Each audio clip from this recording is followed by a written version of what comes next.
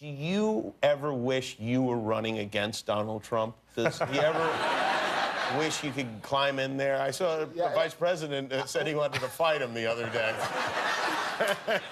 You know, I think Hillary's doing just fine. I am enjoying campaigning on her behalf and also campaigning for Senate and House candidates because, look, we joke about Donald Trump, but I do think that part of the reason you've seen Michelle passionate in this election, part of the reason that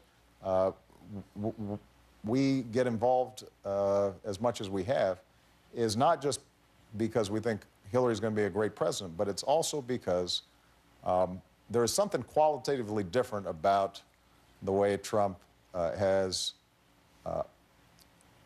operated in the political sphere. Look, I ran against John McCain.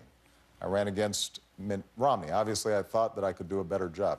But they're both honorable men. And if they had won, then I wouldn't worry about the general course of this country. I think Republicans and Democrats have some fierce disagreements, and that's how democracy works. We're a big, diverse country, and sometimes it's going to be contentious and noisy. But what we haven't seen before, I think, is somebody questioning the integrity of elections and the will of the people. What we haven't seen before, I think, is a politics based on putting down, in very explicit terms, Muslim Americans who are patriots, or describing women, not in terms of their intellect and their character, but on a 1 to 10 score. And you know, at a certain, regardless of what your political preferences are and your policy preferences, there is a certain responsibility and expectation in terms of how you behave, how you present yourself. It doesn't mean that... I've heard this speech before, believe me. It doesn't mean that you're perfect. No, I didn't mean from you. I meant by guidance counselors to me.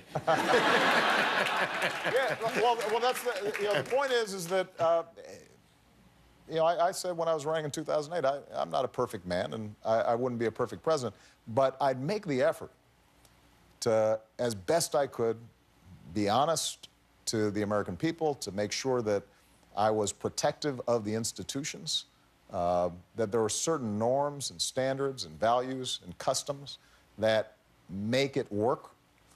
And if you are willing to say anything and do anything, even when it undermines everything that's been built by previous generations, that's a problem. And that's why I take this election very seriously.